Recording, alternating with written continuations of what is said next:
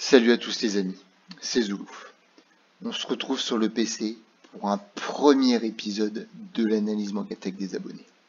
Aujourd'hui, on a le patient zéro avec nous, à savoir Uxo. On va essayer de cerner la psychologie du personnage à travers sa Mangatech. Allez, on commence sans plus attendre.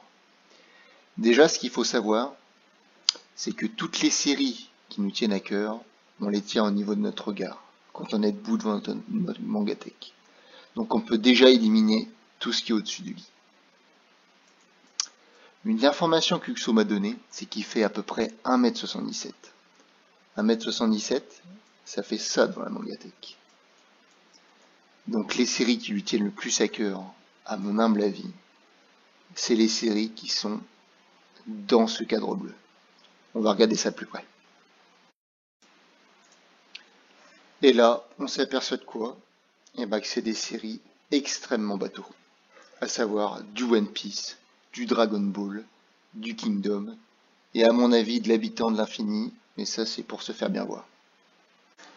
Après vous savez ce qu'on dit, loin des yeux, loin du cœur.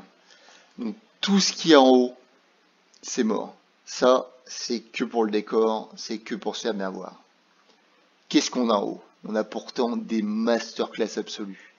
On a du Hikaru no Go, du Akira, du Blame, du Doredoro, pas mal de comics, on s'en fout un peu, du Tezuka, du Monster, du City Hunter. Oh là là, regardez-moi ça là-bas. On a du Junito, du Taniguchi, enfin vraiment des masterclass absolues qui passent à la trappe pour des séries bateaux. Bon, ça c'était l'analyse de surface. Maintenant, on va aller un peu plus en profondeur. Il faut savoir que ce qui est précieux, généralement, on le garde au niveau des bijoux de famille. Donc, tout ce qui est en dessous de la ceinture. Donc, on va tout de suite regarder ce qui est sous la ceinture de notre ami Uxo. Et là, direct, on tombe sur ces deux étagères-là. Allez, on va regarder un peu plus en détail ce qu'il y a là-dedans. Et là, ce que je redoutais arrive. On se retrouve avec des séries rares, plus trop éditées, à savoir Moonlight Act, de l'inspecteur Kurokochi, du stratège avec des tomes qui dépassent l'entendement en termes de prix, du The World is Mine, Sanctuary pareil, Evil Earth, c'est la même chose. Tout ça, ça fait de lui quelqu'un, d'à mon avis, assez cupide, qui accorde beaucoup trop d'importance à l'argent, à la valeur des objets. Ce qu'on met au-dessus du lit, généralement, c'est ce qu'on met pour essayer de bien dormir, un peu comme un gris-gris. Donc là, ça m'étonnerait qu'il ait lu un tome jusqu'au bout sans tomber dans le coma.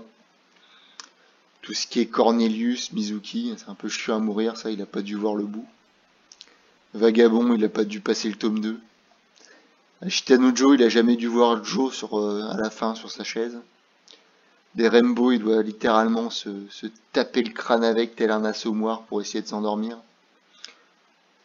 Voilà, moi je vois Hokuto no Ken, c'est vraiment honteux de mettre ça là. Du Maruo, pareil. Et là-haut, oh là, les Taiyu Matsumoto, ça c'est vraiment honteux. Ça c'est vraiment honteux, Uxo. Et puis ce qu'on met en bas de la Mangatech, généralement c'est ce qu'on veut pas voir. C'est le paillasson de la Mangatech. Le tiroir de la honte. Et pourtant, regardez qu'est-ce qu'on a. On a l'incroyable série Vinland Saga, du prisonnier Riku, l'excellent Chainsaw Man, du CLO to Blackjack. Bon, la Shiro Inuyashiki, ça mérite, hein, ça mérite beaucoup. Gum d'à côté, oh là là, oh là là là là là. Ça en dit long sur le personnage, moi je vous le dis. Bon, si je devais résumer, je pourrais dire qu'on a quand même une Mangatech incroyable avec des titres merveilleux, mais comme j'ai pu vous le démontrer, peut-être un personnage un peu douteux. J'espère que ça permettra à Uxo de relativiser un peu, de se remettre en question. Et j'espère surtout que ça vous a plu. Je vous le dis tout de suite, j'ai un agenda surbooké. Tout le Discord veut littéralement passer entre les mains du Dr Zoulouf. Mais bon, je vais arrêter là pour aujourd'hui Et je vais laisser le mot de la fin à notre ami Uxo. Merci à mon youtubeur préféré Zoulouf pour cette analyse détaillée qui va, je l'espère, me permettre d'avancer dans la vie. Merci Uxo, et à bientôt.